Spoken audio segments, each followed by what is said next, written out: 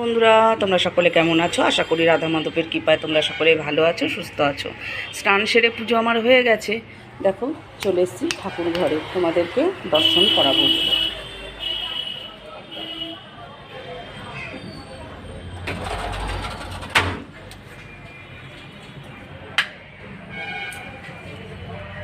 চলে এসেছি দেখো ঠাকুর ঘরে।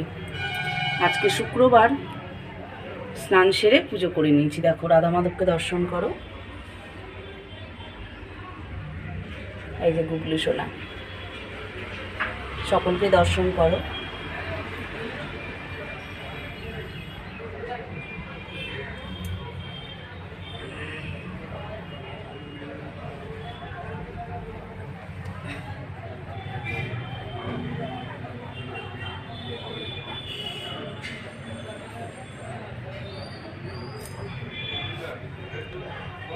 চলো তাহলে এবার প্রসাদটা নামিয়ে দিই,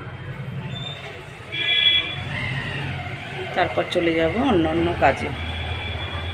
চলে এসেছি বন্ধুরা, দেখো সকালবেলায় তোমাদের তো দেখালাম পুজো করে নিয়েছি। পুজো সেরে একটু লুচি আর একটু আলু চচ্চড়ি করে নিয়েছি, যেটা তোমাদেরকে দেখানো হয়নি। তাড়াহুড়ো তো সকালে টিফিনটা করা, সে কারণে দেখা হয়নি। তা এখন মা আর মেয়েতে দুজন মিলে নিয়ে নিয়েছি আর লুচি তরকারি।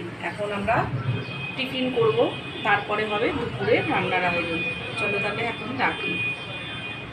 দেখো দুপুরে রান্নায় আজকে বেশি কিছু নেই, আজকে হবে শুধু চিকেন কষা আর ভাত। দেখো চিকেনটাকে আমি পরিষ্কার করে ধুয়ে জল ঝরাতে ঝুড়িতে দিয়ে রেখেছি। আর এদিকে পেঁয়াজ টমেটো কুচি করে রেখেছি, আর চিকেনের জন্য রেখে দিয়েছি আলু কেটে। আর এখানে দেখো মিক্সির বাটিতে রেখে দিয়েছি কাঁচা লঙ্কা, রসুন আর আদা পেস্ট করব।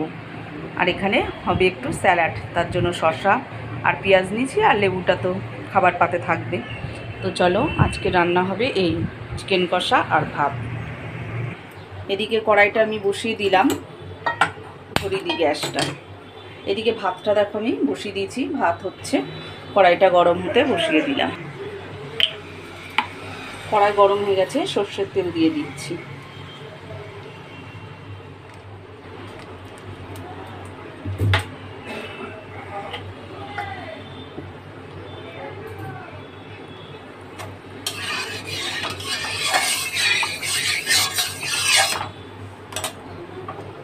আজকে অনেকটাই বেলা হয়ে গেছে, সেই কারণে আর কোনো কিছু রান্না আমি করব না। আর এমনিতেও চিকেন হলে এরা আর কিছু খেতেও চায় না, চিকেন আর ভাত হলেই অনেক।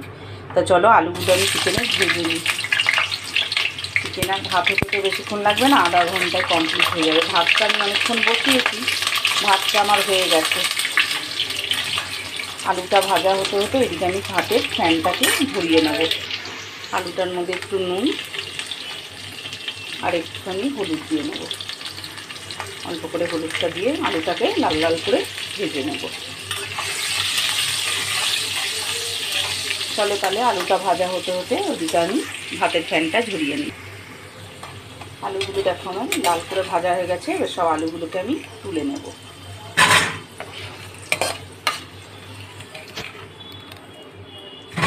ব্যাস,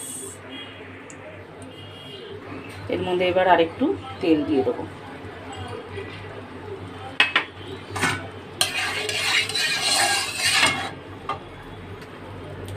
এবার ফোড়ন হিসেবে দেখো দিয়ে দিচ্ছি আমি গোটা গরম মশলা আর একটু শুকনো লঙ্কা।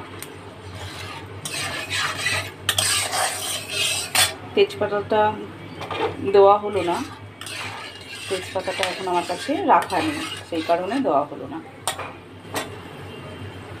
তো চলো, গরম মশলাটা হয়ে গেছে, এবার আমি পেঁয়াজগুলো দিয়ে দেবো।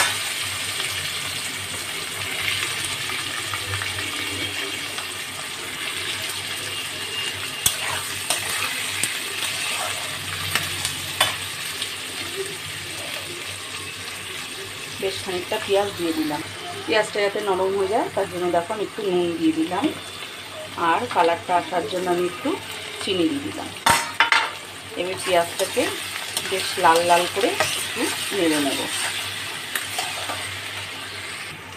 পেঁয়াজটা দেখো আমার বেশ লাল লাল হয়ে গেছে। এবার আমি এর মধ্যে চিকেনটাকে দিয়ে দেবো। চিকেনটাকে দিয়ে দিলে চিকেনটাকেও ভালো করে এবার নাড়ব। চিকেনটাকে সুন্দর করে নেড়ে একটু হালকা লাল লাল হবে, তখন সব মশলাগুলোকে আমি দিয়ে দেবো। চলো তাহলে এক এক করে মাংসের মশলাগুলোকে দিয়ে দিই। প্রথমে দিয়ে দিলাম আমি লবণ, এরপরে দেখো দিয়ে দেবো আমি হলুদ গুঁড়ো। তোমাদেরকে তো এর আগেও বলেছি যে বলে বলে রান্না করলে কি হয়, এই ভিডিও করি, এবার বলে বলে রান্না করলে কোনোটা মিস যাবে না, সব কিছু বলাও হয়ে যাবে আর সব কিছু দেওয়াও হয়ে যাবে। হলুদটা যেন তো একটু বেশিই খায়। আর এদিকে দেখো কেটে রেখেছিলাম টমেটো কুচি দিয়ে দিলাম। আমি সমস্ত কিছু একসাথে দিয়ে তারপরে নাড়বো। এদিকে দেখো কাঁচা লঙ্কা আদা রসুনের পেস্ট যেটা আমি করে নিয়েছিলাম। তো সমস্ত কিছু দিয়ে নাড়াচাড়াটা করলে বেশ ভালো হয়। এদিকে দেখো দিয়ে দেবো আমি একটু লঙ্কার গুঁড়ো, যেহেতু কাঁচা লঙ্কা দিয়েছি সেই কারণে আমি লঙ্কার গুঁড়োটা অল্পই দিলাম। ঝালটা আমরা একটু বেশিই খাই, তোমরা যে যেরকম ঝাল খাবে সেই অনুযায়ী ঝালটা দেবে। আর দেখো দিয়ে দেবো আমি একটু কাশ্মীরি লঙ্কার গুঁড়ো, যাতে কালারটার একটু ভালো আসে। তো চলো কাশ্মীরি লঙ্কার গুঁড়ো দিয়ে দিলাম। তাহলে আমার সব কিছুই দেওয়া কমপ্লিট। এবার আমি সুন্দর করে মশলাগুলোকে ভালো করে মিশিয়ে আর ঢাকা দিয়ে দিয়ে খুব সুন্দর করে কষিয়ে নেব। ঢাকা দিয়ে দিয়ে কষলে কী হয় জানো তো, তেলটাও সুন্দর ছেড়ে যায় আর মাংসগুলোও সুন্দর মজে যায়। আলুটা আমি আর একটু পরে দেবো, আগে আমি একটু মাংসের মধ্যে মশলাটাকে ভালো করে মিশিয়ে নিই। দেখো মাংসটা আমার মশলাটা খুব সুন্দর করে মিশে গেছে। এইবার এই কষতে কষতে তোমাদের যদি মনে হয় যে মশলাটা তলায় লেগে যাচ্ছে, তখন তোমরা একটু জল দিয়ে দেবে, অল্প করে, যে মশলার বাটি দেওয়ার জলটা সেটা, যেমন আমি দিলাম। চলো এবার একটু নেড়ে চেড়ে কিছুক্ষণের জন্য আমি একটু এটাকে ঢাকা দিয়ে রাখবো। 1 মিনিট বাদে এসে আবার আলুগুলো মিশিয়ে দেবো। কিছুক্ষণ বাদে এসে দেখো কতটা আমার জল বেরিয়েছে, দেখো মাংসের থেকে। ঢাকা দিয়ে কষলে পারে না, তোমায় বলছি না, রান্না করছি, বন্ধুদের সাথে কথা বলছি। কত সুন্দর দেখো কথার ছলে রান্নাও আমার হয়ে এসছে প্রায়, আর এদিকে তোমাদের সাথে আমার গল্প করাও হয়ে গেল। সেই তো একা একাই ঘরে থাকি, কথা বলার মতো কেউ নেই। যাক, ভিডিওটা শুরু করেছি বলে তাও তোমাদের সাথে আমার কিছুটা কথা বলা হয়। চলো এবার আলুটা আমি দিয়ে দিই।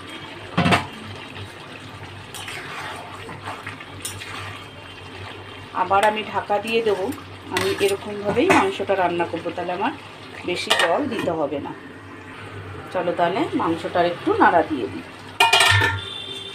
মাঝে মাঝে এসে নাড়া না দিলে কী হবে, এটা তলায় লেগে যাবে, সেজন্য মাঝে মাঝে এটা নাড়তে হবে। দেখেছ কীরকম হয়েছে বলো কালারটা?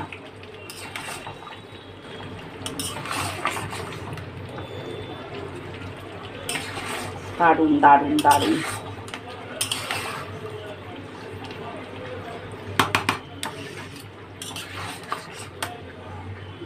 খুব বেশি জল আমি দেবো না, আর একটুখানি জল দেবো যাতে আলু আর চিকেনটা সেদ্ধ হয়ে যায়।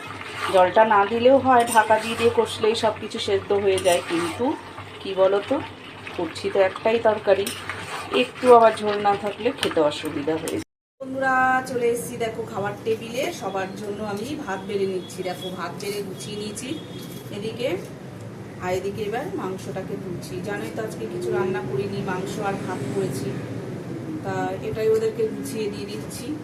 খাবে এখন, তারপরে আমিও খাবো। রান্না তো আমার হয়ে গেছে, দেখালাম তোমাদেরকে, চিকেন আর ভাত আর একটু স্যালাড করেছি। তাহলে আজকের ভিডিওটা আমি এখানেই শেষ করছি। আবার কালকে তোমাদের সাথে দেখা হবে, কথা হবে। তোমরা সবাই ভালো থেকো, সুস্থ থেকো। আর যদি তোমাদের আমার ভিডিওটা ভালো লাগে তাহলে একটা লাইক ও সাবস্ক্রাইব করে দিও। সবাই ভালো থেকো।